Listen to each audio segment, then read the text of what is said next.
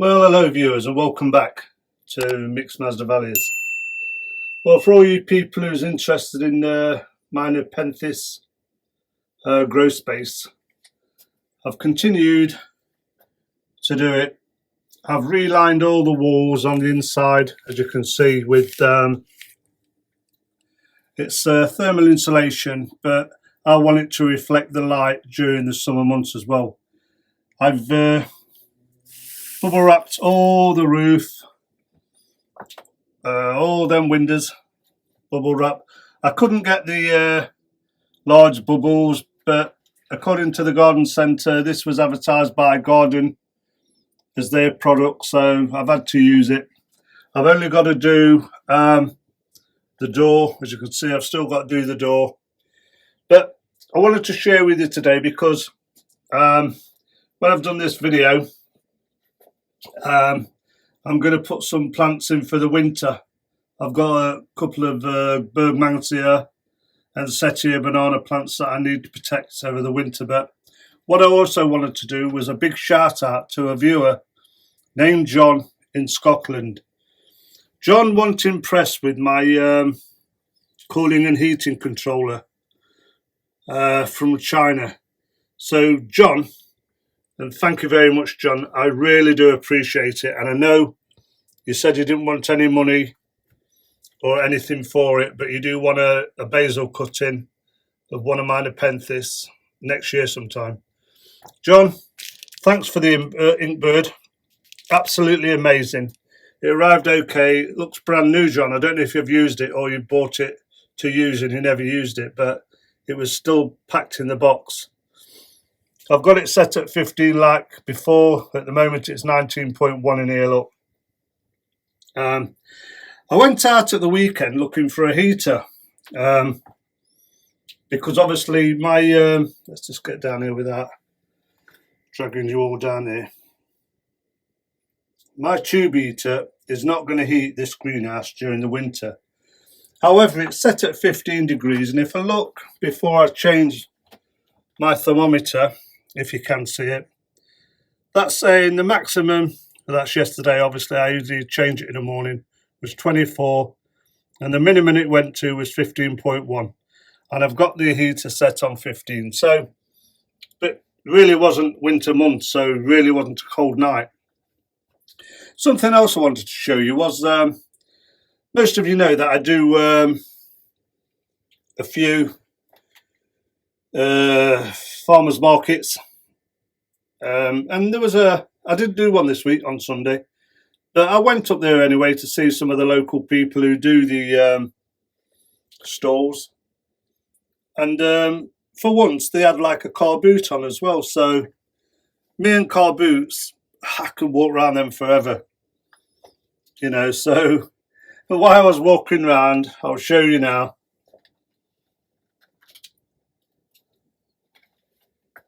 I found this, and I thought at first, what a horrible colour. You wouldn't have that anywhere in your house. I thought, what an horrible colour.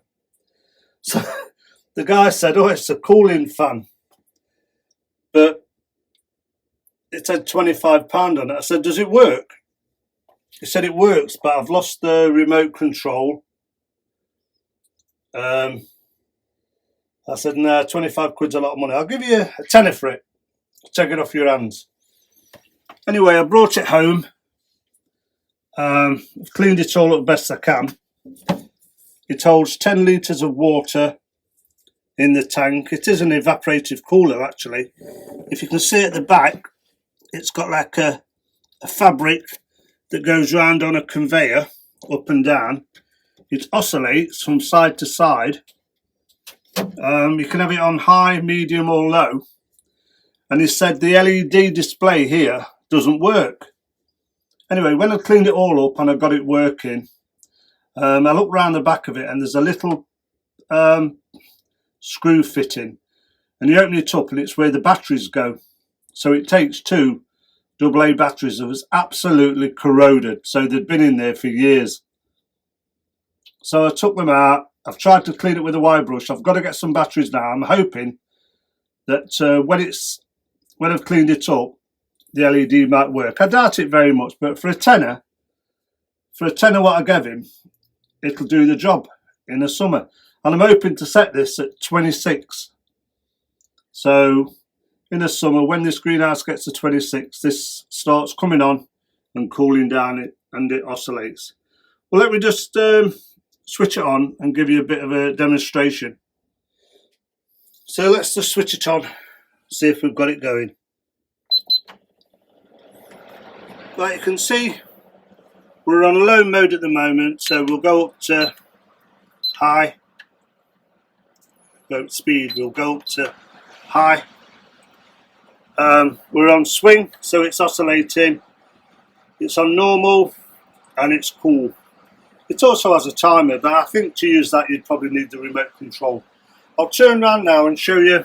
Once I open this door now, it automatically goes off because, sorry, it goes off to so nobody puts sand into moving parts. But I don't think you'll see that oscillating very much in there, but you can just see it oscillating across. There it goes. So let me just show you in here what it looks like in here for the plants. I've got a little stool here what I sit on. So which side are we on at the moment? We're coming over here, look. It reaches the far end. If you look down at the plants at the far end, they're certainly getting good air movement and it's cooling it down. So I thought that was a bargain. So if you're ever on a car boot, you're out there, have a look. You may well see something that's useful in your greenhouse or in your grow space. But for me, I thought, yeah, I'll get that. Might be a tenner being chucked away, but it's working. So in the summer, I'll set that up onto my new Inkbird setting on the cooling system and have it come on at 26. You want to try and keep your Nepenthes at about 25, but they can go up to, well, anywhere between 12 degrees and 31 degrees C. So I'm going to try and keep them as cool as possible.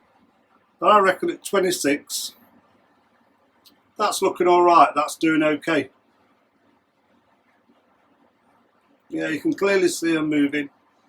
Some of the pictures moving in the breeze.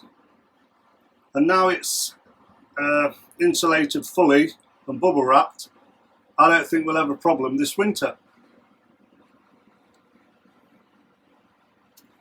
Yeah.